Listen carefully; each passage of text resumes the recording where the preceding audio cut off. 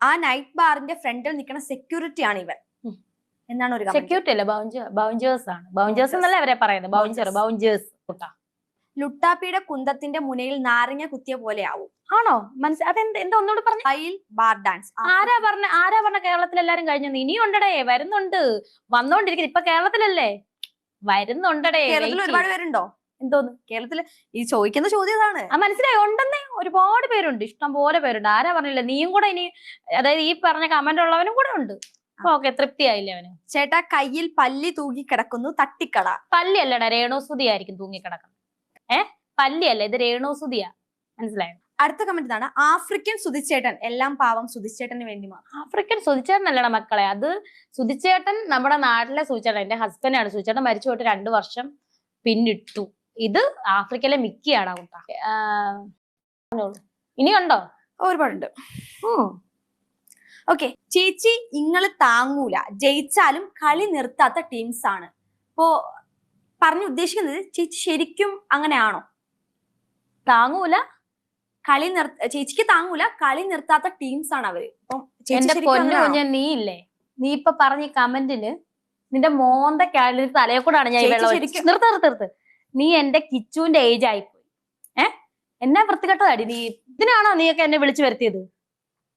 കിച്ചുവിന്റെ latest ആയിട്ട് രേണുസുതി ഒരു ഇൻ്റർവ്യൂ കൊടുത്തിട്ടുണ്ടായിരുന്നു. ആ ഒരു ഇൻ്റർവ്യൂ എന്ന് പറയുന്നത് ദുബായിൽ പോയി വന്നതിന് ശേഷമുള്ള ഒരു ഇൻ്റർവ്യൂ ആയിരുന്നു. ദുബായിൽ പോയ സമയത്ത് കുറേയധികം കാര്യങ്ങൾ രേണുസുതി ചെയ്തിട്ടുണ്ടായിരുന്നു. പ്രൊമോഷൻ്റെ ഭാഗമായിട്ട് കള്ളു കുടിക്കുന്ന കണക്ക് അഭിനയിച്ച് ബാറിൽ ഡാൻസ് കളിച്ചു. അങ്ങനെയൊക്കെ കുറേയധികം ഇഷ്യൂസ് സോഷ്യൽ മീഡിയയിൽ കറങ്ങുന്നുണ്ടായിരുന്നു. അതുപോലെ തന്നെ ഒരു ആഫ്രിക്കൻ വ്യക്തിയായിട്ടൊക്കെ ഫോട്ടോസൊക്കെ എടുത്തിട്ട സമയത്ത് കല്യാണം കഴിക്കാൻ പോവുകയാണെന്നൊക്കെ പറഞ്ഞ് കുറേയധികം പേര് കമൻസ് ഒക്കെ ഇട്ടിട്ടുണ്ടായിരുന്നു. അതിന് ശേഷമാണ് ഇപ്പം ലേറ്റസ്റ്റ് ആയിട്ട് ഒരു ഇൻ്റർവ്യൂ കൊടുത്തത്. അപ്പം ആ ഇൻ്റർവ്യൂവിൽ ഇരുന്ന ആങ്കർ പെൺകുട്ടി ഉണ്ടെങ്കിൽ ഇതേ കണക്കുള്ള കമൻസ് എല്ലാം വായിക്കാനിടയായി.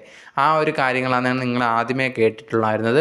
പക്ഷേ ആ ഒരു ആങ്കർ ഇവർക്കൊരു കണ്ടൻറ്റ് വേണ്ടി ഉണ്ടെങ്കിൽ ഒരു രേണുവിനെ ഉപയോഗിക്കാൻ ശ്രമിച്ച കണക്ക് ഭയങ്കര മോശമായിട്ടുള്ള രീതിയിൽ യഥാർത്ഥത്തിൽ കമൻറ്റ് ഇട്ടതാണോ ഇനി ഇവരായിട്ട് ഉണ്ടാക്കിയതാണോ എന്നൊന്നും അറിയത്തില്ല. എന്തായാലും ഇവർ കുറേയധികം ചോദ്യങ്ങൾ ചോദിച്ചിട്ടുണ്ടായിരുന്നു രേണുവിൻ്റെ അടുത്ത്.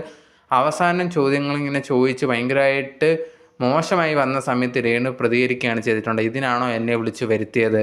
നിനക്ക് എൻ്റെ മോൻ്റെ പ്രായമാണോ ഉള്ളത്? എന്നിട്ടാണോ ഇങ്ങനെയൊക്കെ പെരുമാറുന്നത്? ഇതേണക്കുള്ള സംസാരിക്കുന്നതെന്ന് ചോദിച്ചിട്ട് രേണു കറക്റ്റായിട്ടുള്ള മറുപടിയാണ് കൊടുത്തിട്ടുണ്ടായിരുന്നത്. ആ ഒരു ഫുൾ ഇൻ്റർവ്യൂ എടുത്തു കഴിഞ്ഞാൽ ഫുള്ള് രേണുവിനെ ചൊറിയുന്ന രീതിയിൽ, രേണുവിനെ വെച്ച് ഭയങ്കര കണ്ടൻറ് ഉണ്ടാക്കാൻ വേണ്ടി എന്തും ചോദിക്കാം എന്നുള്ള രീതിയിൽ ചോദ്യങ്ങൾ ചോദിച്ചിട്ടുണ്ടായിരുന്നു.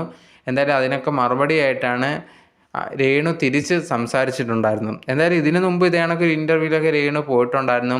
ഇതേ കണക്ക് ചോദ്യങ്ങളൊക്കെ ശുഭിതയായിട്ട് ഇറങ്ങിപ്പോവുകയൊക്കെ ചെയ്തിട്ടുണ്ടായിരുന്നു. ആ ഒരു സമയത്ത് അതിൻ്റെ ആങ്കർ പറഞ്ഞിട്ടുള്ളത് രേണുവിനും കൂടെ അറിഞ്ഞുകൊണ്ടാണ് ആ സമയത്തെന്നാണ് പറഞ്ഞിട്ടുണ്ടായിരുന്നത്. ഇതെങ്ങനെയാണ്, അറിയുമോ ഇല്ലയോ എന്നൊന്നും എനിക്കറിയത്തില്ല. ഇതിൻ്റെ സത്യാവസ്ഥ ഇനി അറിയണമെങ്കിൽ ആ ഒരു ആങ്കർ തന്നെ വന്ന് എന്താണ് സംഭവിച്ചതെന്ന് പറഞ്ഞാൽ മാത്രമേ അറിയാൻ സാധിക്കത്തുള്ളൂ.